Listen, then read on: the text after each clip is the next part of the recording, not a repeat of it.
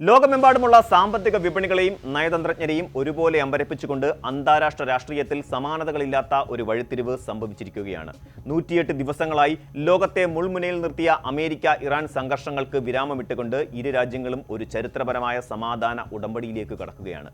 ആഗോള സാമ്പത്തിക വ്യവസ്ഥയിലുണ്ടായ താങ്ങാനാകാത്ത സമ്മർദ്ദങ്ങളും ഊർജ്ജ വിപണിയിലുണ്ടായ സ്തംഭനാവസ്ഥയുമാണ് ഇത്തരമൊരു അപ്രതീക്ഷിത ഒത്തുതീർപ്പിലേക്ക് അമേരിക്കയെ നയിച്ചതെന്നാണ് വിലയിരുത്തപ്പെടുന്നത്. കേവലം സൈനിക ശക്തി കൊണ്ടോ സാമ്പത്തിക ഉപരോധങ്ങൾ കൊണ്ടോ ഒരു രാജ്യത്തെ പൂർണ്ണമായി കീഴ്പ്പെടുത്താനാകില്ല എന്നതിന്റെ ഏറ്റവും വലിയ ഉദാഹരണമായി ഈ സമാധാന കരാർ മാറുകയാണ്. ജൂൺ 19 സ്വിറ്റ്സർലൻഡിൽ വെച്ച് 60 ദിവസത്തെ നയതന്ത്ര ചർച്ചകൾക്ക് തുടക്കം കുറിക്കുന്ന മെമ്മോറാണ്ടം ഓഫ് അണ്ടർസ്റ്റാൻഡിംഗ്, അതായത് ധാരണാപത്രം, ഇരു രാജ്യങ്ങളും ഒപ്പുവെക്കുന്നതോടെ പശ്ചിമേഷ്യൻ രാഷ്ട്രീയത്തിൽ പുതിയൊരു അധ്യായം രചിക്കപ്പെടും. ആധുനിക ലോകം കണ്ടതിൽ വെച്ച് ഏറ്റവും സങ്കീർണമായ ഉപരോധങ്ങളിലൊന്നായിരുന്നു ഇറാനുമേൽ അമേരിക്ക അടിച്ചേൽപ്പിച്ചിരുന്നത്. എന്നാൽ കഴിഞ്ഞ 108 ദിവസങ്ങളായി തുടരുന്ന സംഘർഷം അമേരിക്കൻ സമ്പദ് വ്യവസ്ഥയെയും ആഗോള എണ്ണ വിപണിയെയും ഗുരുതരമായി ബാധിച്ചു. ലോകത്തെ എണ്ണ വ്യാപാരത്തിന്റെ സ്ഥിര കേന്ദ്രമായ ഹോർമൂസ് കടലിടുക്ക് അതുവഴിയുള്ള ചരക്ക് ഗതാഗതം തടസ്സപ്പെട്ടത് യൂറോപ്പിലെയും ഏഷ്യയിലെയും വിപണികളിൽ വലിയ പ്രത്യാഘാതങ്ങൾ സൃഷ്ടിച്ചു.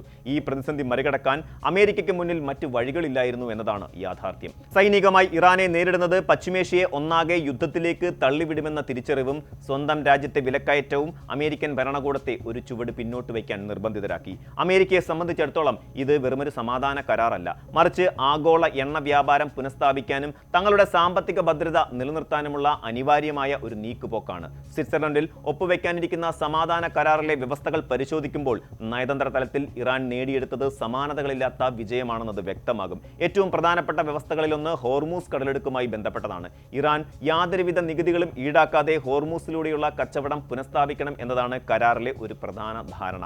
പകരം വെറും 30 ദിവസത്തിനുള്ളിൽ അമേരിക്ക ഇറാനുമേലുള്ള നാവിക ഉപരോധം പൂർണ്ണമായും അവസാനിപ്പിക്കണം. ദീർഘകാലമായി അമേരിക്കയുടെ നാവികസേന ഹോർമൂസിലും അറബിക്കടലിലും തീർത്തിരുന്ന വലിയ പ്രതിബന്ധമാണ് ഇതോടെ ഇല്ലാതാകുന്നത്. ഇതിനോടൊപ്പം തന്നെ പശ്ചിമേഷ്യൻ രാഷ്ട്രീയത്തെ നേരിട്ട് ബാധിക്കുന്ന മറ്റൊരു നിർണായക വ്യവസ്ഥയും ഈ കരാറിലുണ്ട്.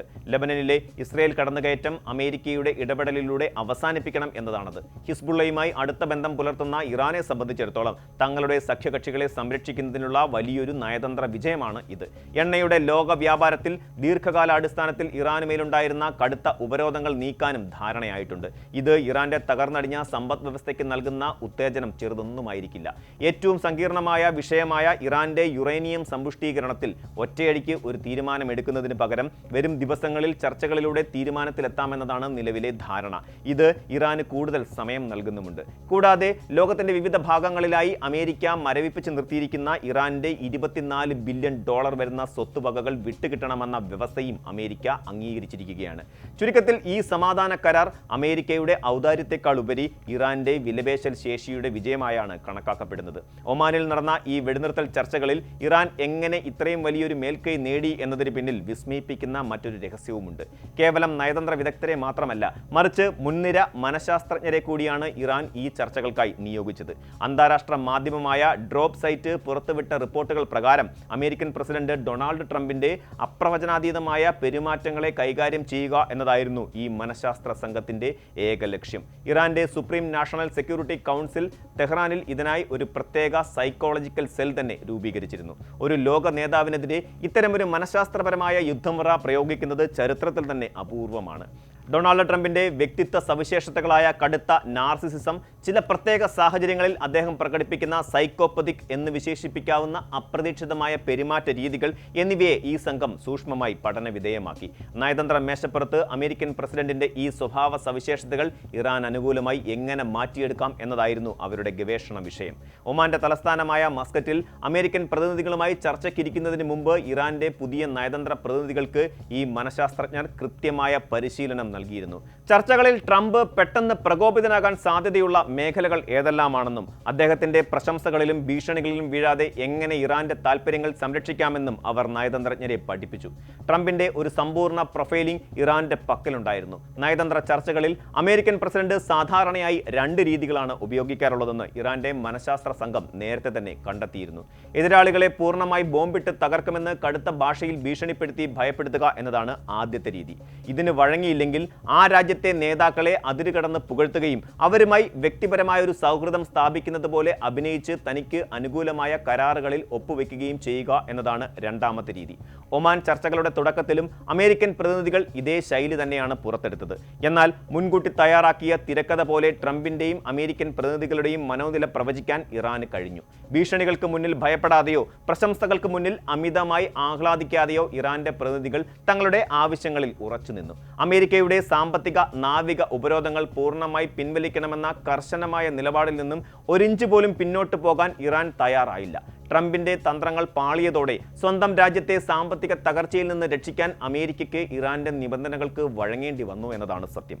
ഈ ചരിത്രപരമായ കരാർ യാഥാർത്ഥ്യമാകുമ്പോൾ അമേരിക്കയ്ക്കുള്ളിലും പുറത്തും വലിയൊരു രാഷ്ട്രീയ കോളിളക്കങ്ങളാണ് സൃഷ്ടിക്കപ്പെടുന്നത്. അമേരിക്കയിലെ ഒരു വിഭാഗം രാഷ്ട്രീയക്കാരും മുൻനിര നയതന്ത്രജ്ഞരും ഈ സമാധാന കരാറിനെതിരെ കടുത്ത ഭാഷയിലാണ് വിമർശനം ഉന്നയിച്ചിരിക്കുന്നത്. അമേരിക്ക ഇറാന് മുന്നിൽ അടിയറവ് പറയുകയാണെന്നും $24 ബില്യൺ നൽകുന്നതും ഉപരോധങ്ങൾ നീക്കുന്നതും ഇറാനെ കൂടുതൽ ശക്തരാക്കാൻ മാത്രമേ ഉപകരിക്കൂ എന്നുമാണ് ഇവരുടെ വാദം. ഈ പണം ഇറാൻ പശ്ചിമേഷ്യയിലെ തീവ്രവാദ പ്രവർത്തനങ്ങൾക്കായി ഉപയോഗിക്കുമെന്നും അവർ ഭയപ്പെടുന്നു. കൂടാതെ അമേരിക്കയുടെ എക്കാലത്തെയും വലിയ സഖ്യകക്ഷിയായ ഇസ്രയേലും വലിയ തോതിലുള്ള അതൃപ്തിയാണ് രേഖപ്പെടുത്തിയിരിക്കുന്നത്. ലെബനനിലെ തങ്ങളുടെ സൈനിക നീക്കങ്ങളെ നിയന്ത്രിക്കാനുള്ള കരാറിലെ വ്യവസ്ഥ ഇസ്രയേലിനെ സംബന്ധിച്ചിടത്തോളം സ്വീകാര്യമല്ല. അമേരിക്ക തങ്ങളുടെ സുരക്ഷയേക്കാൾ സ്വന്തം സാമ്പത്തിക താൽപര്യങ്ങൾക്ക് മുൻഗണന നൽകുന്നു എന്ന തോന്നൽ ഇസ്രയേൽ നേതൃത്വത്തിനുണ്ട്. എന്നാൽ വൈറ്റ് ഹൗസ് ഈ വിമർശനങ്ങളെ പാടെ തള്ളിക്കളയുകയാണ്. ആഗോള വിപണിയിൽ വൻ തകർച്ചയിൽ നിന്നും രക്ഷിക്കാനും മൂന്നാം ലോക മഹായുദ്ധത്തിന് സമാനമായ ഒരു സാഹചര്യത്തെ ഒഴിവാക്കാനും ഈ കരാർ അത്യന്താപേക്ഷിതമാണെന്നാണ് അമേരിക്കൻ ഭരണകൂടത്തിന്റെ വിശദീകരണം. ഹോർമൂസ് കടലിടുക്ക് തുറന്നു കിട്ടുക എന്നത് ലോകത്തിന്റെ നിലനിൽപ്പിന്റെ തന്നെ ആവശ്യമാണെന്നും ഇതിലൂടെ ലഭിക്കുന്ന സമാധാനം കൊടുക്കുന്ന വിലയേക്കാൾ വളരെ വലുതാണെന്നും അവർ വാദിക്കുന്നു. അമേരിക്കയും ഇറാനും തമ്മിലുള്ള ഈ സമാധാന ഉടമ്പടി കേവലം ഒരു രാഷ്ട്രീയ സംഭവ വികാസം മാത്രമല്ല. ആധുനിക നയതന്ത്രം എന്നത് വിനാശകരമായ ആയുധങ്ങളുടെയും സൈനിക വ്യൂഹങ്ങളുടെയും മാത്രം അടിസ്ഥാനത്തിൽ നടക്കുന്ന ഒന്നല്ല എന്ന് ഇത് ലോകത്തിന് കാണിച്ചു കൊടുക്കുന്നു. വിവര സാങ്കേതിക വിദ്യയുടെയും സൈക്കോളജിയുടെയും കാലത്ത് എതിരാളികളുടെ മാനസിക വ്യാപാരങ്ങളെ കൃത്യമായി മനസ്സിലാക്കുകയും അതിനനുസരിച്ച് തന്ത്രങ്ങൾ മെനയുകയും ചെയ്യുന്നവർക്കാണ് യഥാർത്ഥ വിജയം നേടാനാവുക. അമേരിക്കയുടെ വമ്പൻ നാവികസേനയെയും വിനാശകരമായ ഉപരോധങ്ങളെയും മറികടക്കാൻ ഇറാന് കരുത്തായത് അവരുടെ ഈ സൈക്കോളജിക്കൽ മൈൻഡ് റീഡിംഗ് ആണ്. വരും നാളുകളിൽ ഈ കരാർ പശ്ചിമേഷ്യൻ രാഷ്ട്രീയത്തെ എങ്ങനെ മാറ്റിമറിക്കുമെന്നും ഇസ്രയേൽ ഇതിനോട് എങ്ങനെ പ്രതികരിക്കുമെന്നും കാത്തിരുന്നു കാണേണ്ടതാണ്. എങ്കിലും 108 ദിവസത്തെ ആഗോള ഉത്കണ്ഠകൾക്ക് വിരാമം വിട്ടുകൊണ്ട് 60 ദിവസത്തെ സുപ്രധാന ചർച്ചകളിലേക്ക് ലോകം ഉറ്റുനോക്കുകയാണ്. യുദ്ധത്തെക്കാൾ സങ്കീർണമാണ് ചിലപ്പോൾ സമാധാനം എന്ന് ഈ സംഭവ വികാസങ്ങൾ അടിവരയിട്ട് പറയുന്നു. വലിയ ആയുധങ്ങളെക്കാൾ മൂർച്ച മനുഷ്യന്റെ ബുദ്ധിക്കും തന്ത്രങ്ങൾക്കുമാണെന്ന പാഠമാണ് ഹോർമൂസ് കടലിടുക്കിലെ ഈ പുതിയ സമാധാന കാറ്റ് ലോകത്തിന് നൽകുന്നത്. ലോകത്തിന്റെ ഭാവി ഇനി ഈ സ്വിറ്റ്സർലൻഡിലെ ചർച്ചകളുടെ മേശപ്പുറത്താണ് തീരുമാനിക്കപ്പെടുന്നത്. കൂടുതൽ വാർത്തകൾക്ക് news 18 Keralam YouTube channel subscribe ചെയ്യുക.